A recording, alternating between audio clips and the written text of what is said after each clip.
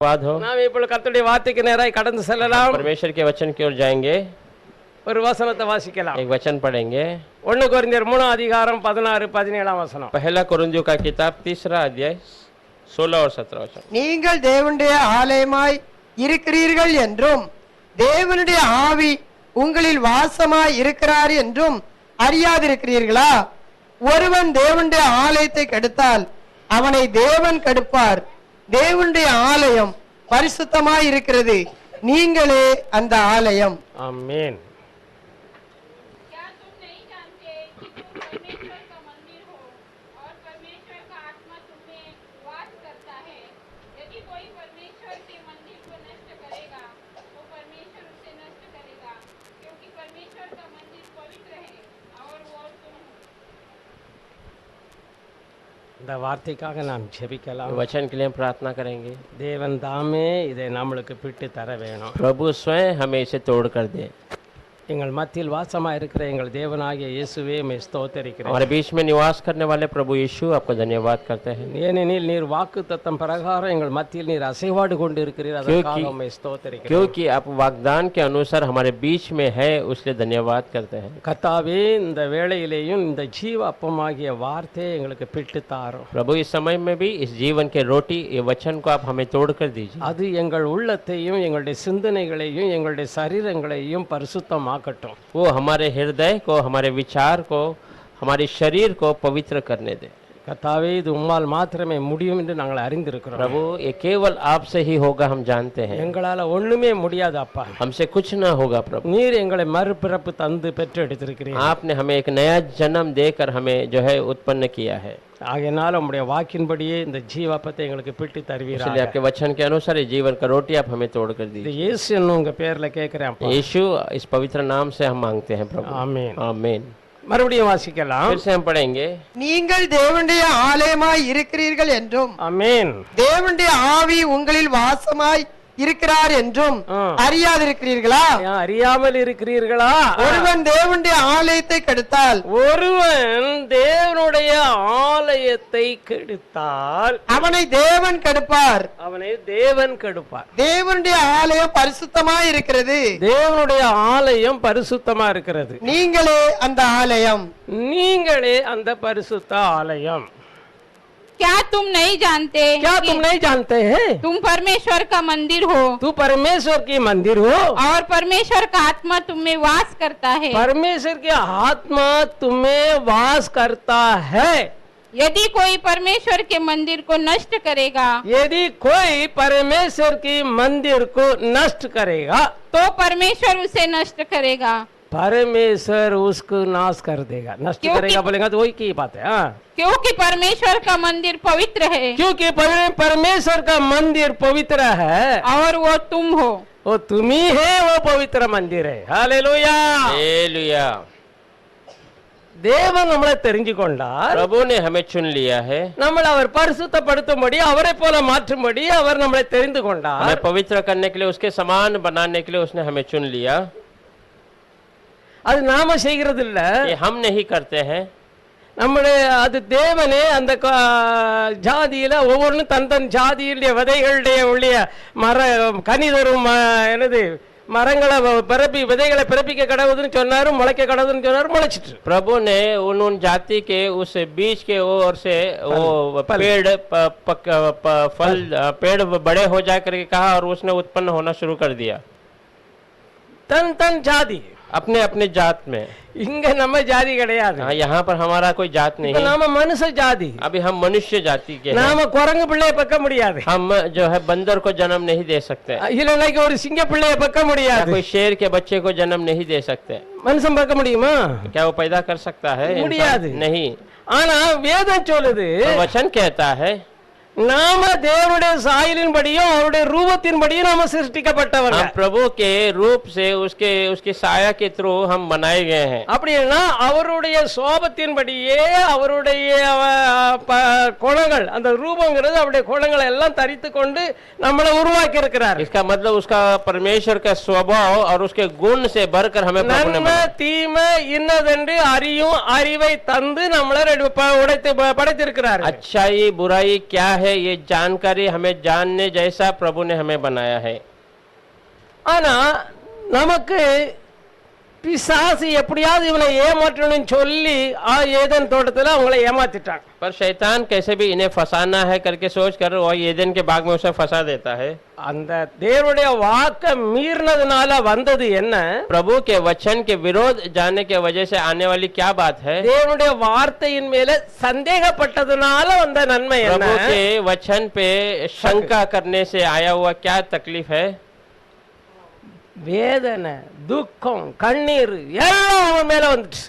वेदना, दुख, आंसू सब उस व्यक्ति के ऊपर आ गया। இப்ப சந்தோஷமாடு சுத்தி கனிகளை புசித்தவன் இப்ப அந்த இடத்தை விட்டு துரத்தப்படுகிறான். खुशी से झूम कर उस फल को खाकर आनंद मनाने वाला अब उस जगह से बाहर किया जाता है। ஏதேன் தோட்டத்தை விட்டு துரத்தப்பட்டான். एदेन के बाग से बाहर किया जाता है। இப்ப சுடரொளி பட்டயம் அங்க இருக்கிறது. அந்த பட்டயத்துக்குள்ள உள்ள போனோம்னா பரிசுத்தமானது தேவனுடைய வார்த்தைக்கு கீழ்ப்படுகிற ஜனங்கள் மட்டும்தான் போக முடியும். दो धार वाली तलवार वहां पर है, उसके विरोध जाना है तो वो प्रभु के वचन की ओर से ही जा सकता है। ஏன்னா அந்த மறுபடியும் ஏதேன் தோட்டத்துக்குள்ள போகணும். और फिर से उसे एदेन के बाग में जाना है।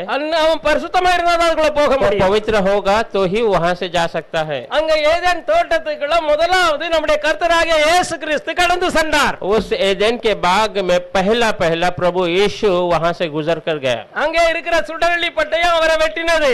वहां का वो दो धार वाली तलवार ने यीशु को वहां पर काटा है। தட்டின உடனே அவர் அந்த பக்கம் போகிறாரு. ஏன்னா அவர் பரிசுத்தரா இருந்ததுனால அவர் மரிக்கவில்லை. वो काटा तो वो उस पार एदेन के बाग के अंदर चले गया और मरा नहीं क्योंकि वो पवित्र था।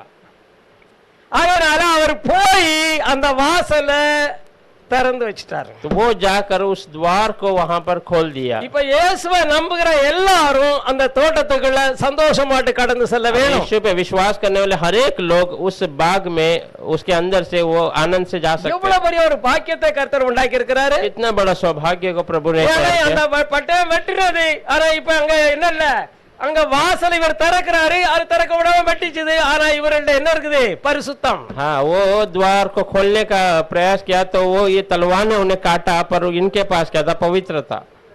அதனால அவர் மறுபக்கம் கடந்து செல்கிறார். ஏதேன் தோட்டத்துக்குள்ள கடந்து செல்கிறார். वो एदेन के बाग में चले गया, பாதாளத்துக்குள்ளே கடந்து செல்கிறார். पाताल के अंदर चले गया।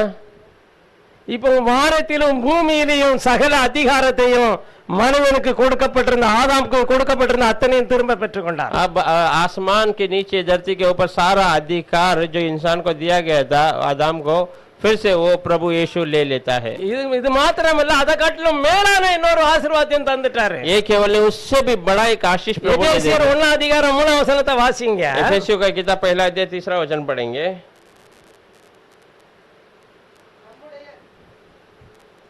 நம்முடைய கர்த்தராகிய இயேசு கிறிஸ்துவின் பிதாவாகிய தேவனுக்கு ஸ்தோத்திரம். நம்முடைய கர்த்தராகிய இயேசு கிறிஸ்துவின் பிதாவாகிய தேவனுக்கு ஸ்தோத்திரம். அவர் கிறிஸ்து இயேசுவுக்குள் உன்னதங்களிலே ஆவிக்குரிய சகல ஆசீர்வாதத்தினாலும் உன்னதங்களிலே பரலோகத்தில் உள்ள சகல ஆசீர்வாதத்தினாலும் நம்மை ஆசீர்வதித்திருக்கிறார். நம்மளை ஆசீர்வதித்து விட்டார். हमारे प्रभु यीशु मसीह के परमेश्वर और पिता का धन्यवाद हो। यीशु मसीह का परमेश्वर पिता को धन्यवाद हो कि उसने हमें मसीह में स्वर्गीय स्थानों में सब प्रकार की आत्मिक आशीष दी है। सब प्रकार का आत्मिक आशीष दी गई है। Hallelujah, hallelujah. இப்போ பாருங்க, நம்ம குழந்தையா பிறந்ததுக்கு அப்புறம் பிறந்த உடனே அந்த குழந்தைய வளர்க்கிற வரையிலும் தான் தாய் தப்பனுக்கு பழக்க வேண்டிய கொஞ்சம் கஷ்டம். हम जब बच्चे को जन्म देते हैं उसको बड़ा करने तक माँ पिताजी को थोड़ा कष्ट रहता है, மிகுந்த கவனம் செலுத்துவார்கள், बहुत ध्यान देते हैं। ஏன்னாக்கி அது பிள்ளைக்கு சின்ன அழுக வந்தாலும் என்ன செய்யுது அவன் தெரியாட்டாலும் கூட, சரியா என்ன நடக்குதுன்னு பிள்ளைக்கு தெரியாட்டாலும் கூட மிகுந்த கவனம் செலுத்துகிறார்கள். बच्चे के अंदर क्या हो रहा है गड़बड़ी वो नहीं मालूम होगा तो भी वे माता पिता उसके बहुत चिंता करते हैं। ஆனா தேவன் நமக்குள்ள என்ன நடக்குது என்பதை எல்லாம் அவர் அறிந்திருக்கிறார். पर प्रभु हमारे अंदर क्या बातें हो रही है वो सारी बातों को जानता है। இப்போ நம்மளை சொல்லியிருக்கிற சத்திய வசனத்தினாலே ஒன்னு பேதுரு 1:23 சொல்லப்பட்டிருக்குது. पहला पत्रस पहला 23 में ऐसा कहा गया है, நம்மள மறுபடியும் சத்திய வசனத்தினாலே ஜெனிப்பித்தார். हमें फिर से प्रभु ने सच्चाई वचन के द्वारा जन्म दे दिया है। அல்லேலூயா. हालेलुया। அப்போ இந்த வார்த்தை இப்ப நம்ம அது எப்படி நம்ம மறுபரப்படைந்தான்னு சொல்லுது. कैसा हम फिर से जन्म ले, இந்த वचनத்தின் தான் வாசிங்களம் பார்க்கலாம். पढ़ेंगे वही पहला पत्रस में 1:23 पहला अध्याय 23 वचन। அழிவுள்ள வித்தினாலே அல்ல, அழிவுள்ள வித்தினாலே அல்ல, அழிவுள்ள வார்த்தையினாலே அல்ல, என்றென்றைக்கும் நிற்கிறதும் என்றென்றைக்கும் நிற்கிறதும் ஜீவனுள்ளதுமான தேவ வசனமாகிய அழிவில்லாத வித்தினாலே மறுபடியும் ஜெனிப்பிக்கப்பட்டு இருக்கிறீர்களே, மறுபடியும் பிறந்திருக்கிறீர்களே. ஹல்லேலூயா. हालेलुया। आमीन। क्योंकि तुमने नाशवान नहीं पर अविनाशी बीज से परमेश्वर के जीवित और सदा ठहरने वाले वचन के द्वारा नया जन्म पाया है। அப்போ மறுபிறப்பு பிறக்கும் பொழுது नया जन्म लेते समय பாருங்க, நம்ம ஏற்கனவே ஒரு பிறப்பு பிறந்து மாம்ச தேகத்துல இருக்கிறோம். देखिए, हम पहले ही एक जन्म लेकर मांस के शरीर में है। இந்த மாம்சத்தினுடைய குணங்கள் எல்லாம் நமக்குள்ள இருக்குது. मांस का गुण सब हमारे अंदर है। நல்லா புரிஞ்சுக்கொள்ளுங்க. अच्छे से समझ जाइए। நம்முடைய மாம்ச குணம் ஒண்ணும் ஓடி போகல. हमारा मांस का गुण कहीं दूर नहीं चले गया हमसे, இப்போ அது அங்கதான் இருக்குது. वहीं पर है। ஆனா இப்போ அதுக்கு வெளிவு இல்ல, பலன் இல்ல. पर उसको अभी वो ताकत नहीं है, ஒன்ன இப்ப அடிமைப்படுத்த முடியாது. वो आपको गुलाम नहीं बना सकता। அது சொல்ல முடியும், ஏமாற்ற, நீ சரியில்லை, நீ சரியில்லை, நீ அப்படி பேர மாட்டா, நீ பேர மாட்டா, நீ பரலோகம் கடை பேர மாட்டா, நீ சரியில்லை அப்படின்னு சொல்லி ஒன்னு சொல்லும். वो आपसे कहेगा और फंसाएगा कि तू सही नहीं है, तो स्वर्ग नहीं அவங்க जाएगा। நல்லா இருக்காங்க, இவங்க நல்லா இருக்காங்க, நீ சரியில்லை அப்படின்னு சொல்லும். वो अच्छा है, ये अच्छा है, पर तू अच्छा नहीं है, ऐसा वो हमसे बातें करेगा। மனம் தாங்க பேசும், आपका मन आपसे बातें करेगा, ஆனா நாம அதை நம்ப கூடாது. और हम उस पर भरोसा नहीं करना நம்ம है। சொல்லணும், हम कहना है, என்ன மறுபிறப்பு தந்தவரே இயேசு கிறிஸ்து, मुझे नया जन्म देने वाला प्रभु यीशु मसीह है। நான் அவருடைய கரத்துல இருக்கிறேன். मैं उसके हाथों में हूँ। நான் விழுந்தாலும் நடந்தாலும் படுத்தாலும் அவர் என்னோட இருக்கிறார். मैं गिरूंगा, उठूंगा या चलूंगा तो भी प्रभु मेरे साथ है। என்ன என்றென்றைக்குமாய் புதிய பிறப்புக்குள்ள கொண்டு வந்து விட்டார். मुझे हमेशा के लिए एक नए जन्म के अंदर लेके आ गया। நாம் பெத்த பிள்ளை கூட இறந்து செத்து போகும், ஆனா அவர் பெத்த பிள்ளை ஒரு நாள் சாகாது. मैंने जो जन्म ले लिया, मैंने जो बच्चा को जन्म दिया वो मर जाएगा, पर उसने जो जन्म दिया वो कभी नहीं मर सकता है। हालेलुया। हालेलुया। இதெல்லாம் நீங்க வச்சி மனதுல வச்சி யோசித்தீங்கன்னா, ये सब अगर आप अपने मन में रखकर बातों को सोचेंगे तो அது உங்க வாழ்க்கையை மாற்றும். वो आपके जीवन को बदल देगा। உங்க மனதை, உங்க எண்ணங்களை, உங்க சிந்தனைகளை அது மாற்றும். आपके मन, आपके विचार, आपके सोच को वो बदल देगा। அது எப்படி பாருங்க, நிறைய பேர் நினைக்கிறாங்க நான் இப்படி இருப்பேன், நீ ஒன்னையுமே சொல்லி நீ ஆண்டவருக்காக இருக்கவே முடியாது, நான் கேரண்டி கொடுக்கிறேன். कैसा है देखिए, बहुत लोग अपने मन में सोचते मैं ऐसा रहूंगा वैसा रहूंगा। मैं आपसे कहता हूँ, அப்படி பேச மாட்டேன், ஒன்னரா இருக்கவே முடியாது. मैं ऐसा नहीं बात करूंगा, वैसा नहीं करूंगा, तो आपसे कभी नहीं हो सकता है। நான் இயேசுவை விடவே மாட்டேன், அவரை பற்றி கொள்வேன், ஏன்னா அவர் தான் எங்க அப்பா அப்படின்னு சொல்லி பிடிச்சுக்கிட்டேன்னா அவர் விடவே மாட்டார். मैं यीशु को कभी नहीं छोड़ूंगा, उसे पकड़ कर रखूंगा, क्योंकि वही मेरा पिता करके கர்த்தருடைய வார்த்தை சொல்லுது, நம்முடைய விசுவாசமே உலகத்தை ஜெயிக்கிற ஜெயம். क्योंकि परमेश्वर का वचन कहता है हमारा विश्वास ही दुनिया पे विजय लाने वाला विजय है। அதனால நாம எல்லாரும் ஆண்டவருடைய பிள்ளைகள் தான். इसलिए हम सब परमेश्वर के बच्चे ही हैं। எல்லாரும் பரிசுத்தாவியை பெறவில்லை, सब पवित्र आत्मा को पाए नहीं है। எல்லாரும் வார்த்தையினால தான் மறுபிறப்பு அடைஞ்சிருக்காங்க, वचन के अनुसार ही नया जन्म लिए हैं। ஆனாலும் பரிசுத்தாவினுடைய அபிஷேகம் அவங்களுக்குள்ள இல்ல. फिर भी पवित्र आत्मा का अभिषेक हम सब के अंदर नहीं है। அதுக்காக வேண்டி அவங்க ஜெபம் பண்றது இல்ல, उसके लिए वो प्रार्थना भी नहीं करते हैं। ஏன்னா நம்முடைய ஜென்ம சுபாவம் நம்மளை மேற்கொள்ளுதுன்னு நினைக்குங்க. क्योंकि आपका जन्म का स्वभाव आपके ऊपर विजय पाने का कोशिश कर रहा है। देखिए, அப்ப நம்ம புரிஞ்சுக்கணும், तो हम समझ जाना है, ஆண்டவரே எனக்கு ஏன் அது என்ன மேற்கொள்ளுது, प्रभु क्यों वो मेरे पे विजय प्राप्त कर रहा है। சிறு பிள்ளையா இருக்க வரையிலேயும் அதுக்குடைய சோபம் பிறந்த கொஞ்ச நாள் வரையிலையும் அது அப்படித்தான் இருக்கும். சின்ன பிள்ளைக்கு தெரியாது தீமை எது பொய் எது, பிசாசு எங்க ஏமாத்துறாங்களா வைக்கிறாங்களா தெரியாது. छोटे बच्चे जो जन्म लेके थोड़े बड़े होते हैं उनको पता नहीं भलाई क्या बुराई क्या। அது வளர வளர இது எங்க அப்பா, இது எங்க अम्मा, இது இன்னாரு அதுக்கு புரிய புரிய மற்றவங்களெல்லாம் நம்பாது. फिर वो जैसे बढ़ेगा पड़ेगा तो ये मेरा माता ये मेरा पिता ऐसा सब समझ जाएगा तो वो औरों की बात पे भरोसा नहीं करेगा। அப்படிதான் நம்முடைய வாழ்க்கையில தேவ வசனத்தை கேட்டு ரட்சிக்கப்பட்டு நம்முடைய பாவங்களை விட்டு நம்மளை மீட்டெடுத்த கர்த்தரை நம்ம உறுதியாய் பற்றி கொள்ளுகிறோம். वैसे ही हमने जो वचन सुना हमारे पाप के लिए प्रभु ने जो हमें छुड़ाया उस पे विश्वास कर हम उस वचन में बढ़ते ஆனா हैं। சில விதமான பல பிரச்சனைகள் வந்தோடனே நம்ம விழுந்து போகிறோம். थोड़ी परेशानियां जब आ जाती है हम फिर से गिर जाते हैं, அது நமக்கு அவநம்பிக்கை வந்துருது. हमें अविश्वास आ जाता है। ஆனா இதுக்கு தக்கவாறு நிறைய வேதத்தை புரியாத அறியாத பிரசங்கிங்கள் உனக்கு உன் வாழ்க்கையில நிம்மதி இருக்காது, உபத்திரம் தான் உண்டு, இதுதான் உன் வாழ்க்கை அப்படின்னு சொல்லி கள்ள பிரசங்கம் பிசாசு அவங்க மூலமாட்டு பிரசங்கம் பண்றாங்க. बहुत सारे अनजान जो प्रचार करने वाले हैं तेरे जीवन ऐसा ही रहेगा तू दुख में ही अपना जीवन बिताएगा करके वो गलत प्रचार करके सिखा देते हैं। ஏன்னாக்கி வேதம் சொல்லுது தேவ பக்தியாய் நடக்க இருக்கிற யாவரும் துன்பப்படுவார்கள். क्योंकि वचन कहता है परमेश्वर की भक्ति में चलने वाले सारे लोग दुख तकलीफ उठाएंगे। இயேசு சொல்லுகிறார் நீங்க உலகத்தர இராதபடினால உலகத்துல உங்களுக்கு உபத்திரம் உண்டு, ஆனா பயப்படாத, தேடுங்கள், நான் ஜெயித்தேன், நான் உன் கூட தான் இருக்கிறேன். Hallelujah hallelujah. यीशु कहता है तू दुनिया का नहीं है इसलिए दुनिया की ओर से तुझे दुख तकलीफ आएगा पर तू स्थिर हो और दृढ़ मन से रहे क्योंकि मैंने நம்பிக்கொண்டேரு तो वचन पे भरोसा कर कर रहे। நான் உன்னை பரிசுத்த ஆலயமாக நான் தங்கும் வாசஸ்தலமாக உன்னை தெரிஞ்சு கொண்டேன், உன்னை கொண்டு இந்த பூமியில ஒளியாட்டு மாற்ற போகிறேன் அப்படிங்கறத மனதுல பதி। मैं तुझे मेरे लिए चुन लिया, तुझे अपना निवास स्थान मैंने बना लिया है, तू तेरे और मैं बड़े काम करूंगा ऐसा तू अपने मन में तो मान ले। நாம அப்படியே அந்த நினைவு நமக்குள்ள வந்தோம்னா विचार हमारे अंदर आ गया तो கவலையே இருக்காது, हमें चिंता नहीं रहेगा। எந்த பிரச்சனை வந்தாலும் எங்க அப்பா என் கூட இருக்கிறார், நான் ஜெயிப்பேன்। कोई भी परेशानी हो मेरा पिता मेरे साथ है, मैं विजय प्राप्त करूंगा। ஒரு நாளே எனக்கு உபத்திரம் வராது, அது வராது, இது வராதுன்னு சொல்லவே சொல்லாதீங்க। एक दिन भी मुझे परेशानी होगा ये होगा होगा ऐसा कहिए मत। ஒவ்வொரு நாளும் நாம பிசாசை போராடி ஜெயித்து கொன்னுதான் அவனை மிதிச்சுக்கிட்டு தான் நாம கடந்து செல்லணும்। हर एक दिन हम शैतान से युद्ध कर कर उसको पैरों तले कुचल कर मार कर उसके ऊपर से आगे बढ़ते हैं। ஆண்டவர் வாக்கு பண்ணிட்டாரு, क्योंकि प्रभु ने वाग्दान दिया है சர்ப்பங்களையும் தேள்களையும் மிதிக்கவும் சத்துருடைய சகல வல்லமைகளை மேற்கொள்ளவும் உங்களுக்கு அதிகாரம் கொடுக்கிறேன்னு சொல்லி லூக்கா 10:19 அவர் நமக்கு வாக்கு பண்ணி தந்திருக்கிறாரு।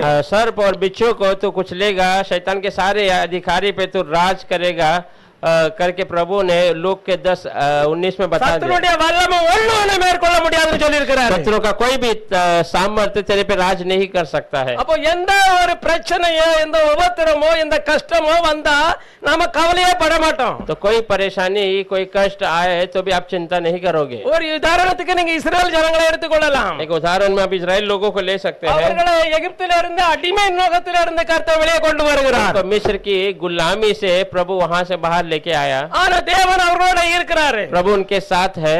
எப்ப உங்களுக்கு உபத்திரம் வரும் சத்துருவே வருதா அவன் உடனே உங்களை பிடிச்சு கொன்றுன்னு சொல்லி அழிக்கணும்னு சொல்லி வருகிறான்। शत्रु उन्हें फिर से मार कर लेके आना है करके पीछे आ जाता है। अब உபத்திரம் அவங்க முன்னால தெரியுது, परेशानियां उसके आंखों के सामने दिख रहा है, ஆனா அவங்கள பயம் பிடிக்குது, उनके अंदर घबराहट हो रही है ஏன்னாக்கி வழி இல்லாத இடத்துல போய் மாட்டி இருக்கிறாங்க। क्योंकि भागने का कोई रास्ता नहीं, वहां जाकर फंस चुके हैं। இப்ப என்னோட மோசைக்கு அறிவே இல்ல அப்படின்னு தான் யாருமே சொல்லல, நடத்தி கொண்டு போறவன் இப்படி கொண்டு விட்டுட்டானே அப்படின்னு। अभी कोई भी कहेगा तो मूसा को जो दिमाग नहीं है क्योंकि ऐसे जगह पे लेके आए जहाँ कोई मार्ग नहीं है। அவங்க அப்படிதான் சொல்றாங்க। वे लोग वैसे ही कहते हैं। ஊர்ல கலரை குழியன்னு சொல்லி இந்த காட்டுக்குள்ளே கொண்டுட்டியே வனாந்தரத்துக்குள்ள கொண்டுட்டியே அப்படிங்கறாங்க। क्या वो गांव में अच्छा खबर नहीं है करके तो क्या इस जंगल में समुद्र किनारे लेके आया ऐसा कहते हैं। இப்ப நம்ம என்ன செய்யறது ஐயோன்னு ஆளுறாங்க। अब वो रोने लगे हम क्या करेंगे करके। இன்னைக்கும் கிறிஸ்தவங்க அப்படித்தான் இருக்காங்க। आज भी मसीही लोग ऐसे ही है। உபத்திரம் நமக்கு வராட்டா अगर परेशानियां हमारे अंदर नहीं आएगी तो தேவனுடைய நாமத்தை நீங்க மகிமைப்படுத்தவே முடியாது। परमेश्वर के नाम की आप महिमा कर ही नहीं सकते हैं। இந்த பழைய நிலவர மாதிரி நினைக்காதுங்க। पुराने विचारों के जैसा मत सोचिए। சாப்பாட்டுக்கு இல்லாம கஷ்டப்படுவேன், खाने के बिना मैं तकलीफ उठाऊंगा, கஷ்டப்படுவேன், बीमारी में तकलीफ उठाऊंगा, கடன் வாங்கட்டுமா இவன்ட்ட வாங்கட்டுமா இந்த இதெல்லாம் அந்த மாம்ச சிந்த பழைய மனச சிந்தைய விட்டுருங்க। उससे लो इससे लो, ये पुराना मांस का विचार को आप छोड़ दीजिए। அந்த பழைய மனுஷனுடைய நினைவு சிந்தை எல்லாம் மனதின் நினைவுல எல்லாம் விட்டுட்டு நீங்க மாற வேணும்। पुराना इंसान का सोच विचार सब बदल निकाल हमसे निकाल कर हम बदलना है। ஏன்னா அப்பந்தான் இந்த வார்த்தை இது ஜீவ வல்லமை தேவனா இருக்கிறது. क्योंकि तभी ये परमेश्वर का जो वचन है, ये जीवन है, सामर्थ्य है.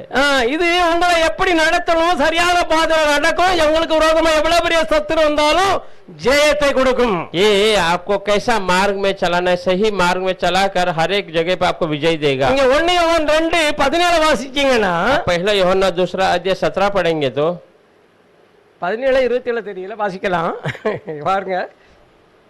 पहला यूहन्ना 2 अध्याय எத்தனை வசனம்? 27. 27 वचन. நீங்கள் அவராலே பெற்ற அபிஷேகம் நீங்கள் அவராலே பெற்ற அபிஷேகம் உங்களில் நிலைத்திருக்கிறது, உங்களில் நிலைத்திருக்கிறது. ஒருவரும் உங்களுக்கு போதிக்க வேண்டுவதில்லை. அல்லேலூயா. ஒருவரும் உங்களுக்கு போதிக்க வேண்டியது இல்ல. அந்த அபிஷேகம் அந்த அபிஷேகம் சகலத்தையும் குறித்து சகலத்தையும் குறித்து உங்களுக்கு போதிக்கிறது. உங்களுக்கு அது போதிக்கிறது. அது சத்தியமா இருக்கிறது, அது சத்தியத்தை தான் போதிக்கும், பொய் அல்ல. அது பொய் அல்ல. அது உங்களுக்கு போதித்தபடியே அது அந்த அபிஷேகம் உங்களுக்கு போதிக்கிறபடியே அவரில் நிலைத்திருப்பீர்களாக. கர்த்தருடைய வார்த்தையிலே நிலைத்திருப்பீர்களாக. அல்லேலூயா. हालेलुया. परंतु तुम्हारा वो अभिषेक तुम्हारे लिए जो दिया प्रभु दिया वो अभिषेक, पवित्र आत्मा का अभिषेक जो उसकी ओर से किया गया, परमेश्वर की ओर से तुमको दिया गया है, तुम में बना रहता है वो तुम्हें बना रहता है. और तुम्हें इसका प्रयोजन नहीं कि क्योंकि उसका यह प्रयोजन है कि कोई तुम्हें सिखाए, कोई नहीं, तुमको सिखाने की जरूरत नहीं है. वरन जैसे वो अभिषेक जो उसकी ओर से देखो, अभिषेक परमेश्वर की ओर से किया गया दिया गया, तुम्हें सब बातें सिखाता है. इसीलिए वो पवित्र आत्मा तुम्हें सिखाता है. और ये सच है, वो सत्य को तुम्हें सिखाता है, और झूठ नहीं. वो झूठ नहीं कहता है. और जैसा उसने तुम्हें सिखाया है, जैसा पवित्र आत्मा का अभिषेक तुमको याद दिलाता है, सिखाता है, वैसे ही तुम उसमें बने रहते हो. तू उसमें से बने रहो. हालेलुया. हालेलुया. பாருங்க, எவ்வளவு பெரிய ஒரு காரியம் இது, நம்மளால செய்யறதே அல்ல. कितना बड़ा बात है. देखिए, ये हमसे नहीं होता है. இஸ்ரவேல் ஜனங்களை எகிப்திலிருந்து விடுதலையாக்கி வாக்குத்தத்தம் பண்ணின கானானுக்கு கொண்டு போகிறது கர்த்தருடைய செயல். ये इजराइल लोगों को मिस्र की गुलामी से छुड़ाकर वागदान के और कानान देश में पहुंचाने तक प्रभु का कार्य है. அவர்களுக்கு விரோதமாட்டு சத்துரு வரதான் செய்கிறான். उनके विरोध शत्रु आता ही है. வாங்க சிவந்த சமுத்திரத்தை கடந்து போனதுக்கு அப்புறமா அடுத்த சத்துரு வந்து நிக்கிறான். लाल समुद्र को पार करने के बाद भी वहां पर शत्रु आकर खड़ा रहता है. ஏன்னா இவங்க மனதில அவநம்பிக்கையை உண்டாக்கி பயத்தை உண்டாக்கி நாங்க ஒண்ணும் குறைஞ்சவங்க இல்லைன்னு காட்டுறதுக்காக அவன் வந்து நிக்கிறான். उनके मन में अविश्वास भय को पैदा करने के लिए, हम तुमसे कम नहीं करके दिखाने के लिए वहां पर वो आके खड़ा रहता है. ஒண்ணு மட்டும் புரிஞ்சு கொள்ளுங்க, एक आप याद रख लीजिए, இந்த பூமியில இருக்கிற வாழ்நாளெல்லாம் நாம ஜெயம் எடுத்துக்கொண்டுதான் போராடி ஜெயம் எடுக்க வேணும். इस दुनिया में रहने तक आखिरी तक हम युद्ध कर कर विजय प्राप्त करते சரீரத்துல இருக்கிற வரையிலேயே நமக்கு போராட்டம் உண்டு. हैं. ये शरीर में रहने तक हमें युद्ध है. யாரோட? किसके साथ है? பிசாசோடும் அவனுடைய சேனைகளோடும். शैतान और उसके सेनाओं के साथ है. ஹalleluya. हालेलुया.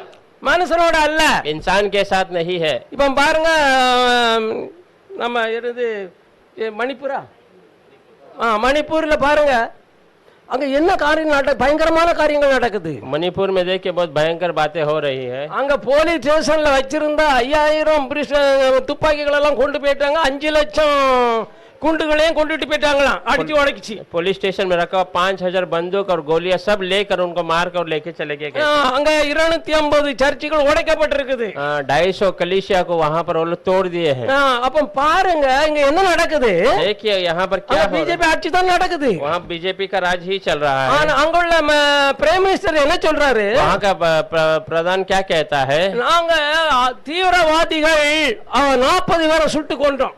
हम जो आतंकवादी 40 लोगों को मार அங்க ஒரு आतंकवादिயும் கிடையாது. वहाँ कोई आतंकवादी नहीं है. அப்ப பாருங்க, அவங்களுக்கு விரோதமா எழும்புற எல்லாரையும் அங்க சுட்டு கொண்டு மனமா மூலங்க ஜனங்கள் பூரா சர்ச்சையெல்லாம் உடைச்சு போட்டதுனால இன்னைக்கு நாம இங்க இருந்து ஆராதிக்கிறோம், அவங்கள காட்டுகளில் இருந்து ஆராதித்து கொண்டிருக்கிறாங்க.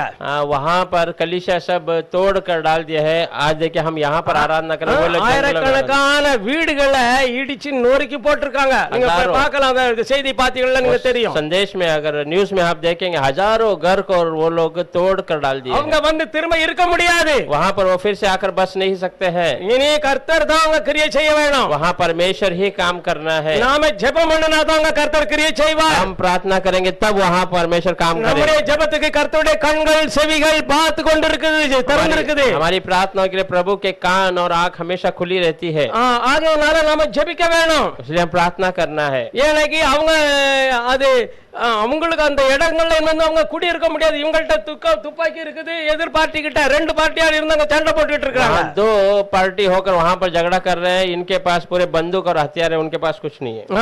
அவங்கள்ட்ட இருக்குதுன்னா கொஞ்சம் இருக்குது, उनके पास थोड़े से है। அவங்கள்ட்ட 10% இருக்குன்னா இவங்கள்ட்ட 100% இருக்குது. उनके पास 10 शताब्दी है कि तो इनके पास 100 है, இங்க இவ்வளவு மிலிட்டரி அங்க இருக்குது. और वहाँ उनके साथ मिलिट्री भी है। ஆகையினால இதெல்லாம் பார்க்கும் போகும்போது ये सारी बातों को हम जब देखते हैं, அந்த ஜனங்களுக்கு நாம ஜெபம் பண்ணுவோம். उन लोगों के लिए हम प्रार्थना करना है, ஏன்னா கட்டாயம் கர்த்தர் ஏதாவது செய்வார். क्योंकि कैसे भी परमेश्वर कुछ काम करेगा। இந்த இஸ்ரவேல் ஜனங்களை அவன் ஒடுக்கி அவங்களை அடிமைப்படுத்தின பொழுது அவங்களுடைய துக்கத்தின் சத்தத்தை கேட்டு கர்த்தர் அங்கே விடுதலை உண்டாக்குனார். इजरायली लोगों को मार कर उनको जब दबाया गया, इजराइल की पुकार को परमेश्वर ने वहां सुना। இப்ப அவங்க மல தேசத்துல இருந்தாலும் அவங்களுடைய ஜெபத்தையும் கேட்பார். ஆனா நம்முடைய ஜெபம் அவங்களுக்காக போகட்டும். वो जंगलों में है तो भी उनकी प्रार्थना प्रभु सुनेगा, पर हमारा ஜெபங்கள்ல அவங்களை நினைச்சு அங்க பாருங்க எத்தனை பிள்ளைகளை ஆயிரக்கணக்கான ஜனங்களை கொன்னுட்டாங்க. हाँ, आपके घर के प्रार्थना में भी उन्हें याद कीजिए, देखिए कितने हजारों लोगों को उन्होंने मारा। என்ன ஒண்ணும் வரல, अभी कुछ वहां आया नहीं है। 200 லிஸ்ட்ல கொடுத்திருக்காங்க. 200 लोगों का ही उन्होंने वहां पर दिया है। ஆனா ஏக்கச்சக்கமான குழந்தைகள் பிள்ளைகள் பெரியவங்க எல்லாம் அடிச்சு நொறுக்கி கொன்னுட்டாங்க. बहुत सारे बच्चे बड़े बुजुर्ग लोगों को मार, அவர்கள் எல்லாம் பாக்கியவான்கள் என்று சொல்லுவேன். पर वो सब धन्य है ऐसा मैं कहूंगा। ஹல்லேலூயா. ஹல்லேலூயா. வரப்போகிற உபத்திரவத்திலே இருந்து கர்த்தர் அவங்களை எல்லாம் காப்பாற்றி விட்டார். ஹல்லேலூயா. ஹல்லேலூயா. ஆனா இருக்கிறவங்களுக்கு கர்த்தர் இனி அவங்களுக்கு எல்லா வேலைகளையும் திறந்து கொடுக்க வேண்டும். आने जो अभी है उनके लिए प्रभु मार्ग सारा खोल के देना है। அவங்களுக்கு இருக்கிற வீடுகளை கர்த்தர் கட்டி கொடுக்க வேண்டும். जो है उनके लिए परमेश्वर अच्छा எல்லாம் ரெண்டு தடையாய் கர்த்தர் கொடுக்க வேண்டும். जो खोए हुए बातों को सब दुगनी आशीषों के साथ पाना है, அதுக்காக வேண்டி நாம ஜெபிக்கணும். उनके लिए हम प्रार्थना करना है। அதே மாதிரி தான் நம்முடைய வாழ்க்கை. அந்த பாருங்க இஸ்ரவேல் ஜனங்கள் மத்தியில கர்த்தர் எவ்வளவு அற்புதங்களை செய்த பிற்பாடும் மறந்து போகிறாங்க. देखिए इजरायलियों के बीच में प्रभु ने कितना अद्भुत कार्य किया तो भी वो भूल जाते हैं। அந்த மேக ஸ்தம்பம் உங்க கூட இருக்குது, मेघ का स्तंभ उनके साथ है, அக்னி ஸ்தம்பம் உங்களோட இருக்குது, आग का स्तंभ भी उनके साथ चल रहा है, இரவும் பகலும் தேவனுடைய பாதுகாப்பு இருக்குது. दिन रात प्रभु की सुरक्षा है। நமக்கு இல்லையா? क्या हमें नहीं है क्या? நமக்கு இல்லையா? हमें नहीं है क्या? இந்த வேதமே கர்த்தருடைய வார்த்தை, ये वचन प्रभु का वचन, இந்த வேதமே தேவனாய் இருக்கிறது. ये बाइबल प्रभु खुद है।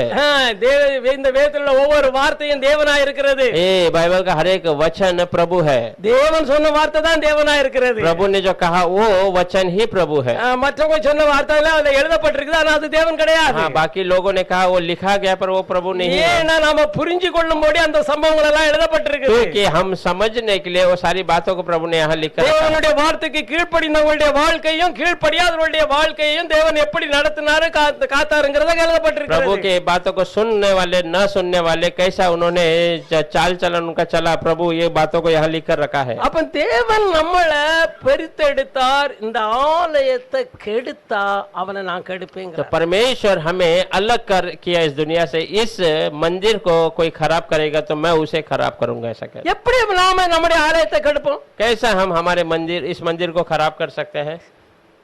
இன்னும் அந்த பழைய கர்த்தருடைய வார்த்தையில் அன்பு, அந்த ஆவியின் கனிகள் மேல நாட்டம் இல்லாம, अभी तक उस परमेश्वर के वचन और आत्मिक फलों में हमारा जो भरोसा नहीं है, மனதை செலுத்தாம, हमारा मन न लगाते हुए நம்ம இன்னும் அந்த மாம்சத்தின் கனிகள்ல போய் நம்முடைய மனதை செலுத்துறதுனால हम अभी भी मांस के उस फल में हमारे मन को लगाते हैं। इसीलिए என்ன பைத்தியக்காரன் वச்சுக்கிட்டியா? क्या तू मुझे पागल समझा है क्या?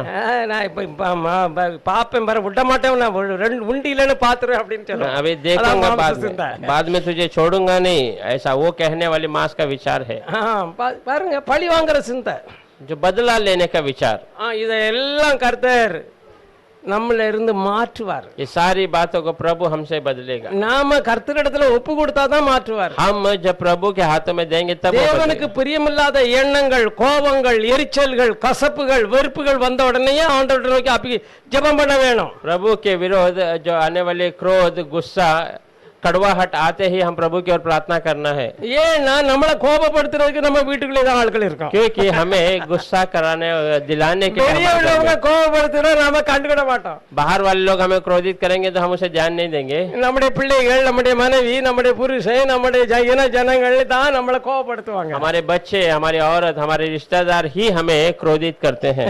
ஏன்னா அவங்க தான் நம்மளை பரீட்சை பார்க்க முடியாட்டு கர்த்தர் வச்சிருக்கிறார். क्योंकि उनके द्वारा ही हमें परीक्षा करने के लिए प्रभु ने रखा है. நமக்குள்ள இருந்து தெய்வீக சுபாவம் வெளிப்பட வேணும். हमारे अंदर से परमेश्वर का स्वभाव प्रकट होना है. அதுக்காக வேண்டிதான் அந்த அபிஷேகம் தரப்பட்டிருக்கிறது. उसके लिए ही वो अभिषेक दिया गया है. இதுதான் 2 பேதுரு 1:4 நினைக்கிறேன் அதுல சொல்லப்பட்டிருக்குது. ये दूसरा पत्रस पहला अध्याय 4 वचन में लिखा गया है. வாசிக்கலாம், 3-4 வாசிக்கலாம். पढ़ेंगे 3 और 4 को. दूसरा पत्रस पहला अध्याय.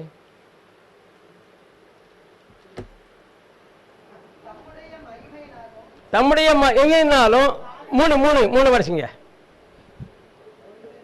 3 தான் வச்சிடலாம். அவன் 1 பேர் தான். 2 பேதுரு தானே? வாங்க 2 பேதுரு 1 சரி வாசி சரிதான். மேல் வசனம் வாசிங்க. தேவனையும்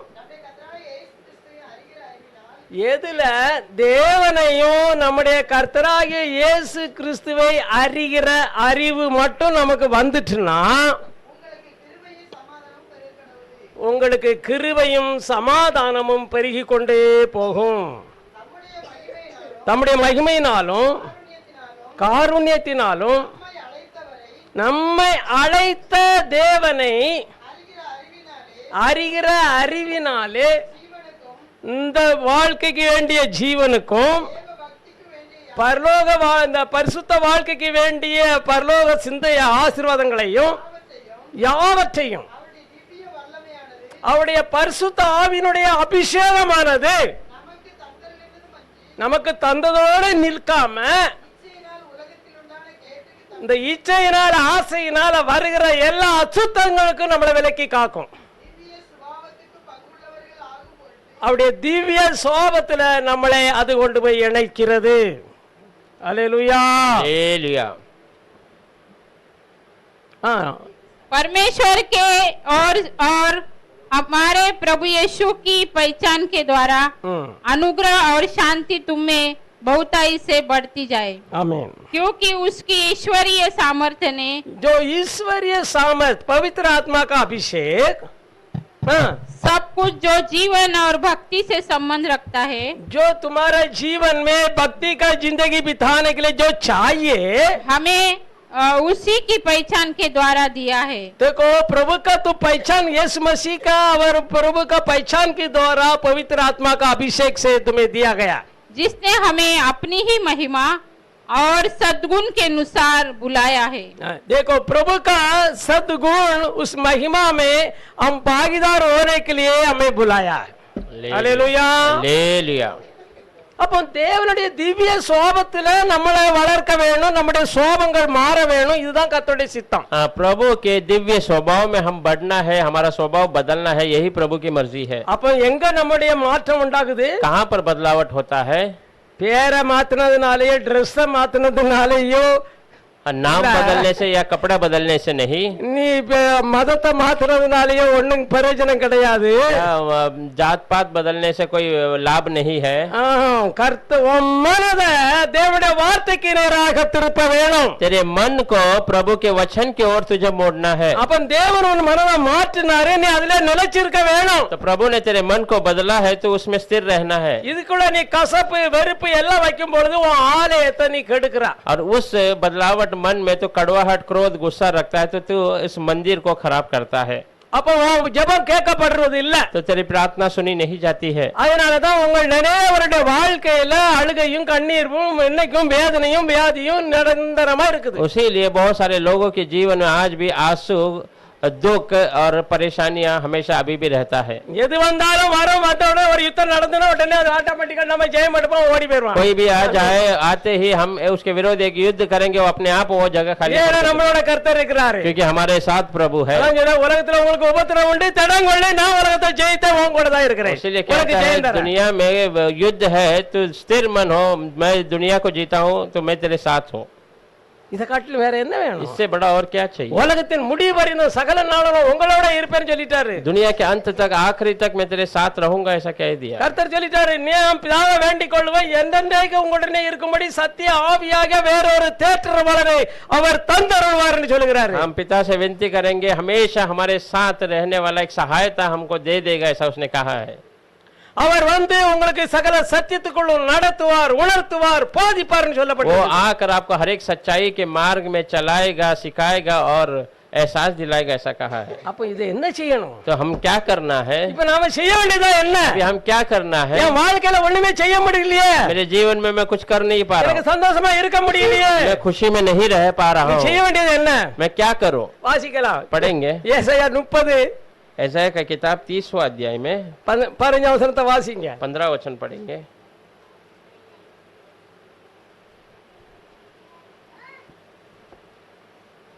நீங்கள் மனம் திரும்பி நீங்கள் மனம் மாறி, மனம் திருந்தி அமர்ந்திருந்தால் அமர்ந்து ரட்சிக்கப்படுவீர்கள். இருந்தால் ரட்சிக்கப்படுவீர்கள். அமெரிக்கையும் நம்பிக்கையுமே அமெரிக்கையும் நம்பிக்கையுமே உங்கள் பலனாயிருக்கும் என்று ஹalleluya உங்கள் பலனாய் இருக்கும் என்று இஸ்ரவேலின் பரிசுத்தராயிருக்கிற இஸ்ரவேலின் பரிசுத்தராயிருக்கிற கர்த்தர் சொல்லுகிறார். ஹalleluya. प्रभु यहोवा प्रभु यहोवा इस्राएल का पवित्र यू कहता है, इस्राएल का पवित्र परमेश्वर यूं कहता है, लौट आने और शांत रहने में तुम्हारा उद्धार है। क्या बोलता? लौट आने लौट आने और और शांत रहने तुम्हारा उद्धार है। शांत रहना और भरोसा रखने में तुम्हारी वीरता है। देखो, शांत रहना चाहिए, तो धीरज होना है, यही तुम्हारी ताकत है। ले लिया, परंतु तुम ऐसा नहीं किया। लेकिन तुम तो ऐसा करते ही नहीं। இதுதான் இன்னைக்கு நடக்குது. आज यही बातें हो रही है। நீங்க பிரச்சனை வந்த உடனேயே உங்க மனசு சொல்லுது, ஐயா ஐயோ இப்படி வந்து மாட்டிக்கிட்டோமே, தெரியாமலாம் மாட்டிக்கிட்டோன்ட்டு. ஒண்ணுமே இல்ல. आज परेशानी आती है, आपका मन तुरंत कहता है, अरे मैं ऐसा आकर फंस गया हूँ, ऐसा இது எப்படி வாழ்றதுன்னே தெரியலையே, अब வேலை कैसा? போச்சுதே, எல்லாம் போச்சுதே அப்படின்னு யோசிப்பீங்க. अब कैसा जीवन समझ नहीं आ रहा, काम नौकरी सब चले गया है, இனி இனி எப்ப நாளைக்கு என்ன செய்யறது? अब कल मैं क्या करूं? வாடகை கொடுக்கணுமே, என்ன செய்யறது? भाड़ा देना है, क्या करना है? நீ கர்த்தரை நம்பினேனா, अगर तू प्रभु पे भरोसा रखेगा तो நீ சந்தோஷமா இருப்பா. खुशी में रहेगा। அதுதான் யாக்கோபு 1 நினைக்கிறேன், 1 2 வசனத்தை சொல்லுது என் 3 வசனம் சொல்லுது, என் சகோதரரே. वही आपको पहला अध्याय 3 वचन कहता है, मेरे भाइयों, 3 நினைக்கிறேன், அதுல சொல்றாரு, என் சகோதரர் நீங்க பலவிதமான சோதனையில அகப்படும் பொழுது சந்தோஷப்படுங்கிறாரு. हे मेरे भाइयों, तुम नाना प्रकार की परेशानियों में जब फंस जाओगे तो आप आनंद मनाओ, ऐसा कहता है। எப்படி? कैसा? அது எப்படி முடியும்? वो कैसा होगा? நீ தேவனை அறிஞ்சிருந்தா அது ஒரு तो நாள் अगर முடியும். प्रभु को जाना அப்ப रहेगा இல்ல. तो नहीं, अब बाकी कुछ கர்த்தரை नहीं। நம்பினா அது அவர் அற்புதம் செய்வார். तो प्रभु पे भरोसा करेगा तो वो अद्भुत कार्य அதான் करेगा। உங்களுடைய விசுவாசமே உலகத்தை ஜெயிக்கிற वही ஜெயம். आपका विश्वास ही दुनिया पे विजय लाने वाला கிறிஸ்தவ विजय। வாழ்க்கை உங்க பலத்துல ஓடுறது இல்ல, தேவனுடைய கிருபையில, தேவனுடைய ஆவியில ஓடுற ஓட்டம் தான் கிறிஸ்தவ வாழ்க்கை. मसीहाई जीवन आपके बल में दौड़ने वाली नहीं, परंतु आपका विश्वास में चलने वाला जो ये है वो विजय है। கர்த்தருக்கு ஸ்தோத்திரம். प्रभु को धन्यवाद हो। யோசிங்க, सोच कर देखिए, உங்களுடைய கண்களை மூடுங்க, अपने आंखों को बंद करेंगे, முழங்கால்ல நில்லுங்க, घुटने में आ जाएंगे, நீங்க கர்த்தரிடத்துல ஒப்பு கொடுங்க. आप अपने आप को प्रभु के நான் हाथ இந்த में। ஆலயம் பரிசுத்தமான ஆலயமாட்டு என் ஆண்டவர் மாற்றி இருக்கிறார். ये भवन, ये मंदिर पवित्र मंदिर प्रभु ने அவருடைய बनाया। வார்த்தை மட்டும்தான் என் இருதயத்துக்குள்ள இருக்க வேணும். उसका वचन केवल मेरे हृदय में அந்த रहना है। வசனத்துக்கு விரோதமான எவைகளையும் இனி செய்யாதபடி ஆண்டவரே என் நம்முடைய கரத்துல அர்ப்பணிக்கிறேன்னு சொல்லி वचन அர்ப்பணம் के பண்ணுங்க. विरोध कोई भी कार्य यहाँ न होने जैसा प्रभु मैं अपने आप को आपके हाथों में देता हूँ। போதும்ப்பா நான் என்னால இப்படி செய்ப்பேன் இப்படி இருப்பேன் இவ்வளவு நாள் ஓடின ஓட்டம் போதும் हाँ बस है पिता, मैं आज तक मैं ऐसा रहूंगा, मेरे मर्जी से रहूंगा, ऐसा कहा वो सब दौड़ बस है। இனி உம்முடைய கருத்துல ஒப்பு கொடுக்கிறேன் अब मैं आपके हाथों में देता हूँ। உண்மை அல்லாமல் என்னால ஒண்ணும் முடியாது आपको छोड़ मेरे अंदर कुछ नहीं ஒரு हो முடிய கருப்பாக்கவ வெள்ளையாக்கவ என்னால முடியாது सकता। बाल को सफेद या काला करना मुझसे பெரிய नहीं हो सकता। முடியெல்லாம் எண்ணி இருக்கிறீரு मेरे सारे बाल को आपने गिना है, என்ன மன்னியும் கர்த்தாவே मुझे क्षमा कीजिए प्रभु। இனி இந்த ஆலயத்தை நான் கெடுக்க மாட்டேன் अब मैं इस मंदिर को खराब नहीं करूंगा। இங்கே கசப்பு வெறுப்பு எரிச்சல் எல்லாம் இனி வைக்க மாட்டேன் कड़वाहट क्रोध गुस्सा मैं यहाँ पर नहीं रखूंगा। இன்னும் எனக்கு இன்னும் இருக்குது இதெல்லாம் என்னை விட்டு எடுத்து போடுங்கப்பா अभी भी है, वो सारी बातें मुझसे निकाल दे प्रभु। கர்த்தாவே நீர் குமாரன் விடுதலை ஆக்கினால் மெய்யான விடுதலை என்று சொன்னீரே हाँ, पुत्र ने छुड़ाया तो सचमुच का छुटकारा है। இருதயத்துக்கு அந்த விறகு எனக்கு விரோதமாய் ரெண்டகம் பண்ணின துரோகம் பண்ணின என்ன அற்பமா எண்ணின என்னை இழிவுபடுத்தின எல்லாரையும் குறித்த அந்த வேதனை என் உள்ளத்துக்குள்ள இருக்குது. இதை எடுத்து போடுங்க, இந்த காயத்தை நம்முடைய ரத்தத்தால கழுவுங்கப்பா, மறக்க உதவி செய்யுங்கன்னு கேளுங்க. मेरे हृदय में अभी भी दूसरों को जो गलत कार्य की सारी बातें अभी भी मेरे हृदय में, वो सब मुझसे निकाल दीजिए, उसे बोलने का நீர் ஆவியினால மறுபிறப்பு தந்தீரே, என் மனதை புதிதாக்குங்கப்பா அப்படின்னு आप கேளுங்க. आत्मा के ओर से नया जन्म दिया, मेरे मन को नया कर दीजिए प्रभु। என் மனம் புதிதாகட்டுங்கப்பா, मेरा मन नया होने दीजिए। ஒவ்வொரு நாளும் மனம் புதிதாகிறதுனாலே மறுரூபம் ஆவீர்கள் என்று சொன்னீரே. हर एक दिन मन नया होने से आप रूपांतर होते हैं, ऐसा என் आपने மனதை कहा। புதிதாக்குங்கப்பா. मेरे मन को नया कीजिए। போதும் அப்பா, உம்முடைய ஆலயத்தை நான் இவ்வளவு நாளும் தீட்டுப்படுத்தினது போதும். बस प्रभु, इतने दिन आपके मंदिर को मैंने உம்முடைய ஆவியினாலே என்னை நிரப்புங்க. आपकी आत्मा से भर दीजिए। என்னை சகல சத்தியத்துக்குள்ளும் வழி நடத்துகிற சத்திய ஆவியினாலே என்னை நிரப்புங்க. सारी सच्चाई में चलाने के लिए सच्चाई के आत्मा से मुझे भर दीजिए। உம்முடைய கிருபையினால என்னை மூடுங்கப்பா. अपने अनुग्रह से मुझे ढक दीजिए प्रभु। என்னை ஒப்பு கொடுக்கிறேன். मैं अपने आप को हाथों में நீர் என்னை देता हूं। ஆண்டு கொள்ளும்படி என்னை ஒப்பு கொடுக்கிறேன். आप अपने राज कीजिए प्रभु, मैं देता எத்தனை हूं। பேர் இப்ப ஒப்பு கொடுக்கிறீர்களோ அத்தனை பேரையும் கர்த்தர் ஆளுவார். कितने लोग अपने आप को सौंपते, प्रभु पे राज करेगा।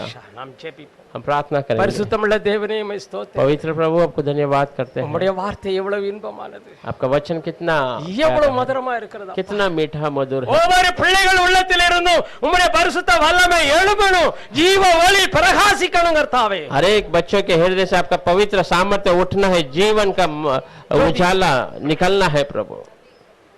உம்முடைய பிள்ளைகள் மூலமாக வெளி உலகத்துக்கு ஒளி வீசும்படி செய்வீராக. आपके बच्चों के द्वारा इस पूरी जगत में उजाला प्रकट। எல்லா அசுத்தங்களும் அழிக்க வேண்டிய வல்லமை உம்முடைய பிள்ளைகள் ஒவ்வொருவருக்கும் அருளும்படியாக ஜெபிக்கிறேன். सारे अशुद्धता को हटाने का सामर्थ्य आपके बच्चे की ओर से होने के लिए मैं प्रार्थना उठाता हूं। என் நினைவுகள் உங்கள் நினைவுகள் அல்ல, உங்கள் நினைவுகள் என் நினைவுகளும் அல்ல என்று சொன்னீங்களே. मेरा विचार तेरा विचार नहीं, तेरा विचार मेरा नहीं, ऐसा வானத்துக்கும் பூமிக்கும் எவ்வளவு தூரமோ அவ்வளவு தூரம் வித்தியாசமா இருக்குன்னு சொன்னீங்களே. आसमान और धरती का जितना दूरी है उतना दूरी आपका विचार। இப்பொழுது இந்த இடத்துல இருந்து பேசின உம்முடைய வார்த்தைகள் ஒவ்வொன்றும் வெறுமையை திரும்பாமல் அது சொன்ன காரியத்துக்காக சொன்னீரோ அத்தனை கிரியைகளை நடப்பி கொண்டு வரட்டும். अभी यहाँ से बातें की हर एक बातें खाली न लौटते हुए आपका कार्य को वो पूरी तरीके से करने के लिए मदद कीजिए प्रभु। கர்த்தாவே உம்முடைய வார்த்தை வெறுமையாய் திரும்ப கூடாது. प्रभु आपका वचन खाली அது नहीं, வெறுமையாய் திரும்பாது என்று वो சொன்னீரே. खाली नहीं लौटता है, ऐसा आपने कहा। அப்படியே உம்முடைய வாக்கின்படியே ஆக கடவுளே. ऐसे ही आपके वचन के अनुसार ஒவ்வொரு பிள்ளைகளை இயேசுவின் நாமத்தினாலே உயிர்ப்பிக்கப்படுவார்களாக. हर एक बच्चे प्रभु यीशु के नाम से जिलाया जाए प्रभु। உம்முடைய வார்த்தை ஒவ்வொரு பிள்ளைகளையும் ஆளுகை செய்யட்டும். आपका वचन हर एक बच्चों पे राज करने दे। இயேசு உம்முடைய நாமத்திலே கேட்கிறேன். प्रभु यीशु आपके नाम से मांगते हैं।